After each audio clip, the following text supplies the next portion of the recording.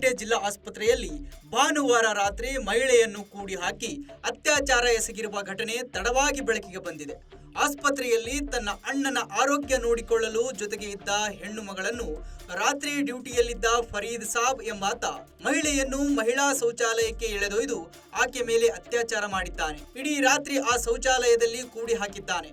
ಆ ಮಹಿಳೆಯ ಗಂಡ ಸತ್ತಿದ್ದು 11 ವರ್ಷದ ಮಗನೂ ಇದ್ದಾನೆ. ಈಕೆಯು ತನ್ನ ಅಣ್ಣನ ಕಾಲು ಮುರಿದಿದ್ದು ಅವನ ಆರೋಗ್ಯ ನೋಡಿಕೊಳ್ಳಲು ಜಿಲ್ಲಾ ಆಸ್ಪತ್ರೆಯಲ್ಲಿ ತಂಗಿದ್ಲು. ಆಸ್ಪತ್ರೆ ಸಿಬ್ಬಂದಿಯಾದ ಫರೀದ್ ಸಾಬ್ ಆಕೆಯ ಮೇಲೆ ಹೊಂಚು ಹಾಕಿ ಅತ್ಯಾಚಾರ ಮಾಡಿದ್ದು, ಈ ಜಿಲ್ಲಾ ಆಸ್ಪತ್ರೆಯಲ್ಲಿ ಅತ್ಯಾಚಾರಕ್ಕೆ ಒಳಗಾದ ಸಂತ್ರಸ್ತೆಯ ಅಣ್ಣಂದಿರು ಪೊಲೀಸ್ ಕಂಪ್ಲೇಂಟ್ ಕೊಟ್ಟಿದ್ದಾರೆ. ಪೊಲೀಸ್ ಅಧಿಕಾರಿಗಳು ಆರೋಪಿಯನ್ನು ಬಂಧಿಸಿ ತನಿಖೆ ನಡೆಸುತ್ತಿದ್ದಾರೆ. ಇದು ರೀ, ನಾನು ನಿನ್ನೆ ನಮ್ಮ ಅಣ್ಣ ಟಾಯ್ಲೆಟ್ ಮಾಡಿದ್ದಾರೆ, ಟಾಯ್ಲೆಟ್ ಚೆಲ್ಲಕ್ಕಂತಂದು ಹೋದೆ ಸರ್. ಅಲ್ಲಿ ಚೆಲ್ತಿದ್ದಾರೆ ಸರ್. ಅದು ಮೇಡಮ್ ಅದಕ್ಕೆ ಕುಲ್ಲ ಇದ್ದಿದ್ದಕ್ಕೆ ನಾವು ಹೋದೆ ರೀ ಅಲ್ಲಿ ಚೆಲ್ಲಕ್ಕೆ. ಅವರು ಆಮೇಲೆ ಬಾಕಲ ಹಾಕ್ಬಿಟ್ರಿ ಮೇಡಮ್ ಸರ್.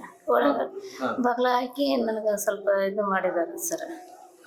ಸರ್ ಇಲ್ಲ ಅತ್ಯಾಚಾರ ಮಾಡಿದ್ರಿ ಸರ್. ನನಗೆ ಮತ್ತೆ ಹೊರಗಡೆ ಬೀಗ ಹಾಕೊಂಡು ಕಿಲಿ ಹಾಕೊಂಡು ಹೋಗ್ಬಿಟ್ರಿ. ಅಲ್ರಿ, ರಾತ್ರಿ ಎಷ್ಟು ಗಂಟೆಗೆ ಹೋಗಿದ್ರಿ ನೀವು ಒಳಗಡೆ? 11:30 ಏನೋ ಆಗಿತ್ರಿ ಸರ್. 11:30 ಹೋಗಿದ್ರಿ. ಬೆಳಗ್ಗೆ ಮುಂಜಾನೆ 6 ಗಂಟೆಗೂ? ಹ್ಞೂ ರೀ. ನಮ್ಮ ಅಣ್ಣರ್ದನಿ ಅದು ಕೇಳಿಸಿ ನಾನು ಅಣ್ಣ ಇಲ್ಲೇ ಇದ್ದೀನಿ ಅಣ್ಣ, ನನಗೆ ಹಿಂಗೆ ಬಂದಿದ್ದೆ, ನನಗೆ ಬಾಕ್ಲ ಹಾಕೊಂಡು ಹೋಗ್ಬಿಟ್ಟಾರ ಅಂತ ನಾನು ಆಮೇಲೆ ಅವರು ಅವನಿಗೆ ಕರೆಸಿ ಇದು ಮಾಡಿದ್ರು ಸರ್. ಈಗ ಅವ್ರ ಕಡೆ ತರಿಸಿ ನಿಮ್ಗೆ ಇದನ್ನ ಮಾಡಿದ್ದೀರ. ಎಷ್ಟು ಗಂಟೆಗೆ ಆಗಿತ್ತು ನಮ್ದೆಲ್ಲ? 11:30 ಆಗಿತ್ರಿ ಸರ್. 12 ಗಂಟೆ ರಾತ್ರಿ ಸರ್. ಈಗ ನೀನು 12 ಗಂಟೆಗೆ ಹೊರಗಡೆ ಬಂದಿದ್ದಿ? ಹ್ಞೂ ರೀ. ಅಲ್ಲಿ ಕಾಲ್ ಒಂದು ಚೆಲ್ಲಕ್ಕೆ ಬಂದಿದ್ದಾರೆ. ಯಾರು ನಿನಗೆ ಇದು ಮಾಡಿದ್ರು ತೊಂದರೆ? ಅವರು ಫರೀದ. ಹ್ಞೂ ರೀ. ಅವನು ಸ್ಟಾಪ್ ಮಾಡಿದಾರೆ ನಮ್ಮ ಅಣ್ಣರಿಗೆ. ಈಗ ಇಲ್ಲಿ ಬಂದನ್ ಸುಟ್ಟಾರಿ ಅಷ್ಟೇ ರೀ. ಪರಿಚಯ ಅನ್ನಕಿಲ್ರಿ. ನಮ್ಮ ಅಣ್ಣಗ ಇದನ್ನ ಬ್ಲಡ್ ಇಂಜೆಕ್ಷನ್ ಮಾಡೋದು ಅಕ್ಕ ಇದನ್ನ ತೆಗಿದು ಅದು ಬರ್ತಿದ್ರಿ ಸರ್. ಹ್ಞೂ ರೀ. ಈಗ ಒಂದು 10-12-15 ದಿವಸ ಆತ್ರಿ. ಈಗ ನೀನು ಹೊರಗಡೆ ಬಂದಾಗ ಆ ವ್ಯಕ್ತಿ ಏನ್ ಮಾಡಿದಮ್ಮ? ನಾನು ಒಳಗೆ ಹೋದ್ಗಳು ಬಾಕ್ಲ ಹಾಕ್ಬಿಟ್ರಿ ಸರ್. ಬಾಕ್ಲ ಹಾಕಿ ನಂಗೆ ಒಂದು ಸ್ವಲ್ಪ ಇದು ಮಾಡಾಕತ್ರಿ. ನಾನು ಇಲ್ಲ, ನಾನು ಆ ಥರದೊಳಲ್ಲ ನಾನು ಅಂತ ಹೇಳಿದೆ ಸರ್. ಇಲ್ಲಾಂದ್ರೆ ಒದರಿದಂದ್ರೆ ಕುತ್ತಿಗೆ ಚಿಕ್ತೀನಿ ಅಂತ ಹೆದರ್ಸಿದಾರೆ ಸರ್. ಅಷ್ಟೇ ಸುಮ್ಮನೆ ನಾನು ಆಗ್ಬಿಟ್ಟೆ ಸರ್. ಹ್ಞೂ ರೀ. ಅಲ್ಲೇ ಕೂತ್ಕೊಂಡ್ಬಿಟ್ಟಿನ್ರಿ. ಅವ್ರು ಕೀಲಿ ಹಾಕೊಂಡು ಹೋಗ್ಬಿಟ್ರಿ. ಸರಿ, ನೀನು ಅವ್ನು ಕುತ್ತಿಗೆ ಸಿಗ್ತೀನಿ ಅಂದಾಗ ಅವನ ಜೊತೆ ಸ್ಪಂದಿಸಿ? ಹ್ಞೂ ರೀ. ಸ್ಪಂದಿಸಿದೆ. ಇಲ್ಲಿಲ್ಲ ಅಂದ್ರೆ ನಿನ್ನಗ ಸಾಯಿಸ್ಬಿಡ್ತೀನಿ, ನಾ ಹೇಳ್ದಂಗೆ ಕೇಳಂತಂದು. ಹ್ಞೂ ರೀ. ಸ್ವಲ್ಪ ಹೆದರಿಕೆ ಹಾಕಿದ್ರೆ ನನ್ ಭಯ ಅನಿಸ್ತು. ನಾವು ಅದ್ರಲ್ಲಿ ನಿನ್ನ ಮೇಲೆ ಅತ್ಯಾಚಾರ ನಡೆದಿದ್ದು ನಿಜ? ಹ್ಞೂ ರೀ. ಹೌದಾ? ನಾನು ಡಾಕ್ಟರ್ ಮಹೇಶ್ ಕೋನಿ, ಜಿಲ್ಲಾ district surgeon, district hospital Bagalkote. ಈಗಾಗಲೇ ಸುಮಾರು ಘಟನೆಗಳು ನಡೀತಾ ಇದೆ ಜಿಲ್ಲಾ ಆಸ್ಪತ್ರೆಯಲ್ಲಿ. ಇದಕ್ಕೆ ಏನು ಕ್ರಮ ತೆಗೆದುಕೊಂಡಿದ್ದಾರೆ ಸರ್? ಇಲ್ಲ, ಇವಾಗ ನಾವು ಈ ಥರ ನಾವು ಬಂದ್ಮೇಲೆ ಈ ಥರ ಘಟನೆ ಆಗಿದ್ದು ಮೊದಲೇ ಸಲ. ಬಟ್ ಈ ಸಲ ಮುಂಚೆ ಆಗಿತ್ತು ಅಂತ ಎಷ್ಟೋ ನಮ್ಮ ಕಂಪ್ಲೇಂಟ್ಸ್ ಇದ್ದೀವಿ. ಅದಕ್ಕಿಂತ ಬಂದು ಆಲ್ಮೋಸ್ಟ್ 1 year ಆಯಿತು.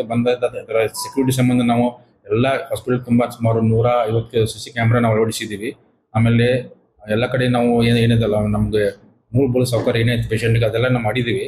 ಬಟ್ ಈ ಇನ್ಸಿಡೆಂಟ್ ನಮ್ಗೆ ಆಲ್ಮೋಸ್ಟ್ ನಮ್ಮ ಅನ್ಎಕ್ಸ್ಪೆಕ್ಟೆಡ್ ಆಗಿದೆ.